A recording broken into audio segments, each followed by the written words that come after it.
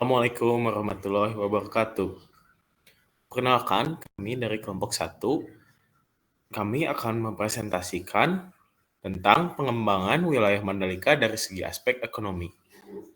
Pertama-tama, kami akan memperkenalkan anggota kami terlebih dahulu, mulai dari saya, Nasruma Arich, dengan NRP 24/2020-013, lalu ada Givari Mulyadi, Ranti Rolanda, Herdi Herlambang, dan Alwia Fitria Fibisawa.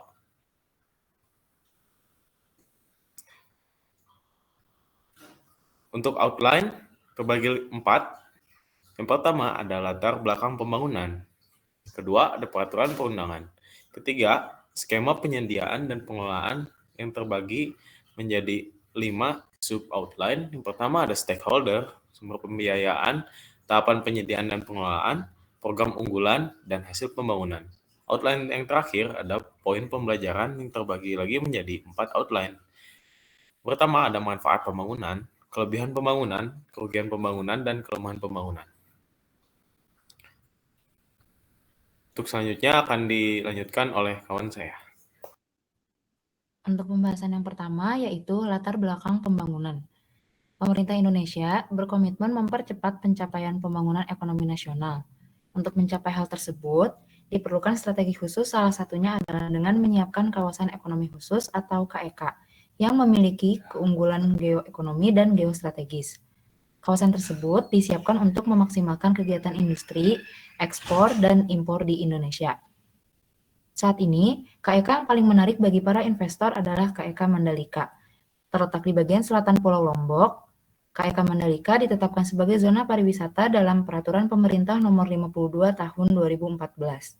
Dengan luas area sebesar 1035,67 hektar dan menghadap Samudra Hindia, KEK Mandalika diharapkan dapat mengakselerasi sektor pariwisata Provinsi Nusa Tenggara Barat yang sangat potensial. Berdasarkan potensi dan keunggulan yang ada, KEK Mandalika memiliki konsep pengembangan pariwisata berwawasan lingkungan dengan pembangunan objek-objek wisata dan daya tarik wisata yang selalu berorientasi kepada kelestarian nilai dan kualitas lingkungan hidup yang ada di masyarakat. Next. Lalu kemudian ada peraturan perundangan yang terbagi menjadi 2. Pertama, Undang-Undang Republik Indonesia Nomor 39 Tahun 2009 tentang Kawasan Ekonomi Khusus. Pasal 1 ayat 1 berbunyi kawasan ekonomi khusus KEK adalah kawasan dengan batas tertentu dalam wilayah hukum Negara Kesatuan Republik Indonesia yang ditetapkan untuk menyelenggarakan fungsi perekonomian dan memperoleh fasilitas tertentu. Pasal 3 ayat 1 berbunyi KEK terdiri atas satu atau beberapa zona, yaitu pengolahan ekspor, logistik, industri, pengembangan teknologi, pariwisata, energi, dan ekonomi. Lalu yang kedua ada Peraturan Pemerintah Republik Indonesia Nomor 25 Tahun 2014 tentang Kawasan Ekonomi Khusus Mandalika. Pasal 1 berbunyi, dengan peraturan pemerintah ini ditetapkan Kawasan Ekonomi Khusus Mandalika. Pasal 4 berbunyi, Kawasan Ekonomi Khusus Mandalika merupakan zona pariwisata. Next.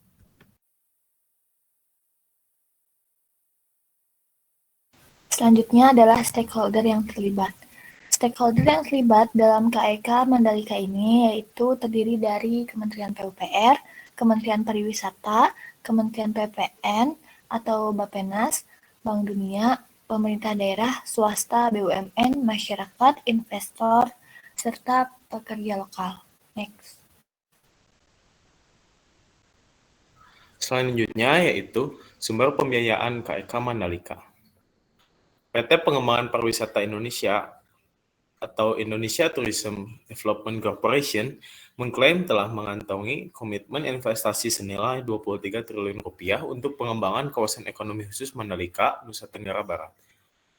Komitmen investasi tersebut terdiri dari pembangunan sirkuit balapan MotoGP, hotel, hingga klaster sport and entertainment. Investasi terbesar berasal dari Vinci Construction Grand Project yang berinvestasi senilai 1 miliar US dollar atau setara dengan 14,5 triliun rupiah secara bertahap selama 15 tahun. Pengembangan KEK Mandalika juga mendapat dukungan pendanaan yang didapat ITDC, yaitu dari Asian Infrastructure Investment Bank, berupa fasilitas pembiayaan senilai 248,4 juta US dollar atau yang setara dengan 3,6 triliun rupiah dalam payung program Mandalika Urban and Tourism Infrastructure Project dan pembiayaan ekspor dari Lembaga Pembiayaan Ekspor Indonesia atau LPEI melalui skema National Interest Account dengan besaran mencapai 1,18 triliun. Next. Sementara itu, Direktorat Jenderal Kekayaan Negara atau DJKN Kementerian Keuangan mengungkapkan uang negara sebesar 2,49 triliun rupiah dikucurkan untuk membiayai pembangunan sirkuit Mandalika di Lombok, Nusa Tenggara Barat. DJKN merincikan APBN yang diinvestasikan dibagi dalam 3 pembiayaan. Yang pertama, penanaman modal negara dan non-tunai kepada Indonesian Tourism Development Corporation berupa lahan dan pembiayaan infrastruktur dasar senilai 1,3 triliun rupiah. Kedua, pengalokasian APBN melalui anggaran kementerian lembaga untuk pembangunan sarana dan prasarana di sekitar sirkuit Mandalika sebesar 1,18 triliun rupiah. Salah satunya, seperti yang diungkapkan oleh Kemenhub pada Februari lalu, Direktorat Jenderal Perhubungan Darat, Kementerian Perhubungan menyiapkan anggaran sebesar 21,25 miliar rupiah. Anggaran itu digunakan untuk berbagai keperluan, mulai dari pembangunan halte bus, penerangan jalan umum, hingga rekayasa lalu lintas selama gelaran balapan motor tersebut berlangsung. Next. Sementara itu, pembiayaan APBN yang ketiga adalah pemberian fasilitas kepabeanan dan perpajakan impor barang modal dalam rangka pembangunan kawasan ekonomi khusus Mandalika senilai 12,75 miliar dan DJKN juga memberikan kemudahan prosedural kepabeanan dan perpajakan di kawasan KEK Mandalika. Untuk selanjutnya akan dilanjutkan oleh rekan saya.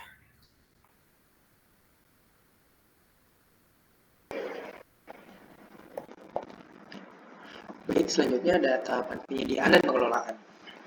Indonesian Tourism Development Corporation atau ITDCO dan BUMN Pengembangan dan Pengelolaan dan Nusa Dua, Bali dan Kawasan Ekonomi Khusus atau KEK Mandalika, Lombok NTB mulai merealisasikan pembangunan infrastruktur dasar yang masuk dalam Mandalika Urban Tourism and Infrastructure Project atau yang disebut juga dengan MUTAP Paket 2. Dalam pengelolaannya, masyarakat lokal, terutama masyarakat 5 desa yang terdampak proyek pembangunan KEK Mandalika sangat minim keterlibatannya.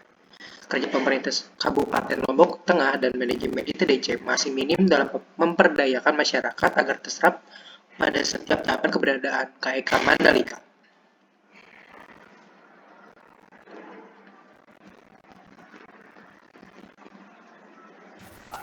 Selanjutnya adalah manfaat dari KEK Mandalika.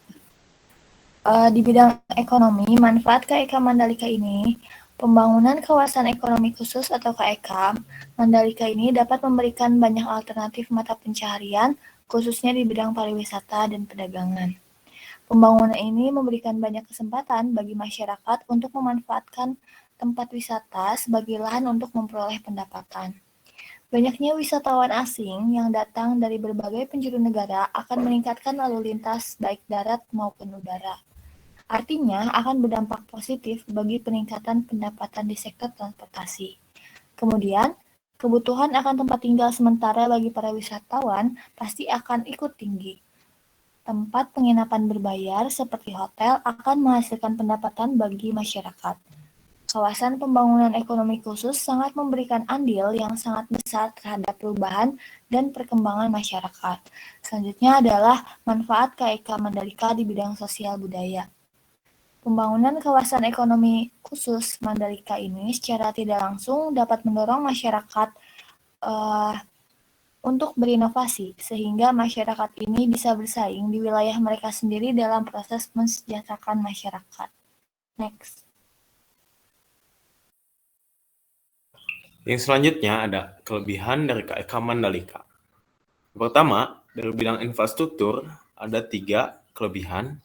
Yang pertama ada pembangunan jalan bypass yang menghubungkan Bandara Internasional Lombok atau BIL dengan kawasan ekonomi khusus Mandalika sepanjang 17,3 km yang dapat memangkas waktu tempuh antara bandara dengan KEK Mandalika. Selain membangun jalan, Kementerian PUPR juga melakukan penataan dan penghijauan pada sepanjang koridor jalan. Yang kedua, pembangunan hotel dan villa berstandar internasional.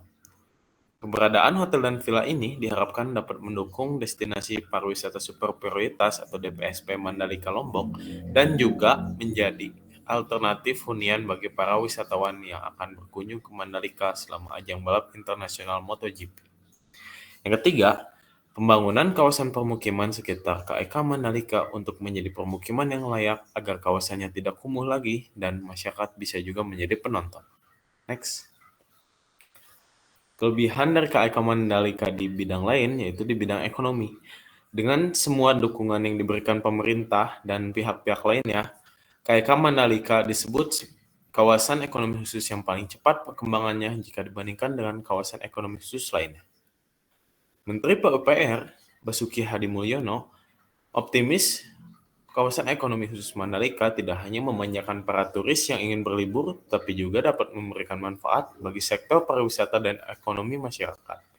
Masyarakat kecil dapat menjajalkan souvenir-souvenir buatan mereka seperti mutiara, kain tenun, dan souvenir lainnya yang dapat menghidupkan perekonomian masyarakat. Untuk selanjutnya akan dilanjutkan oleh rekan saya.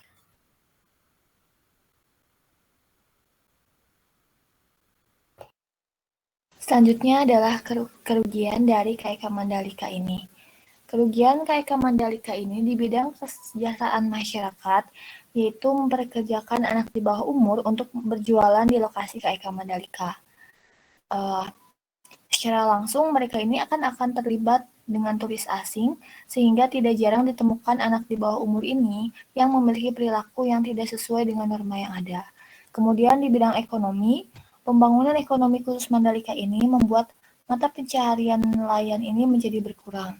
Karena adanya babak baru dalam era pariwisata membuat para nelayan ini kehilangan pekerjaannya dan menjadi pengangguran. Hal ini membuat masyarakat di sana menjadi terbelakang dalam menghidupi keluarganya. Pemerintah seharusnya ini tidak melakukan eksploitasi atau penghisapan kekayaan. Lalu pembangunan kawasan ekonomi khusus ini dirasakan oleh para pekerja pedagang kaki lima dan pedagang bermodal kecil terhadap pasar tradisional di tengah pengaruh globalisasi dan liberalisasi perdagangan ditandai dengan masuknya arus investasi di Indonesia yang telah melanda seluruh bidang penanaman modal dari suatu daerah ke daerah yang lain yang paling merugikan pedagang kecil. Selanjutnya di bidang lingkungan sosial, banyak sekali kedai hiburan yang aktif di malam hari sebagai hiburan bagi para wisatawan asing, sehingga tidak sedikit warga lokal yang menjadi pelanggan, hingga secara tidak langsung mereka itu akan ikut menampilkan kebiasaan buruk yang tidak bisa dibendung oleh masyarakat sekitar. Next. Selanjutnya ada program unggulan dari KEK Mandalika. Kawasan ekonomi khusus Mandalika memiliki konsep pengembangan pariwisata berwawasan lingkungan dengan pembangunan objek-objek wisata dan daya tarik wisata yang selalu berorientasi kepada kelestarian nilai dan kualitas lingkungan hidup yang ada di masyarakat. Dan juga dari program itu memiliki peluang-peluang investasi yang menarik lainnya. Dan yang terakhir ada hasil pembangunan. Hasil pembangunan dari KEK Mandalika sudah mencapai 36,82% atau setara 623,6 miliar dari total kontrak MUTIP paket 1 dan 2 sebesar 1,7 triliun. Capaian realisasi ini diperoleh dari akumulasi sejumlah pekerjaan yang masuk dalam MUTIP paket 1 dan 2 mencakup area seluas 45 hektar di KEK Mandalika, antara lain pembangunan jalan akses sebanyak 20 ruas dengan total 15,50 km, jalan pejalan kaki atau pedestrian, saluran drainase, box utility sepanjang 6.000 meter, dan juga sirkuit yang terbaru yaitu Pertamina Mandalika International Street Circuit itu. Dan untuk kuartal keduanya akan dilakukan pada 2022 ini. Sekian dan terima kasih. Mohon maaf bila ada kesalahan. Assalamualaikum warahmatullahi wabarakatuh.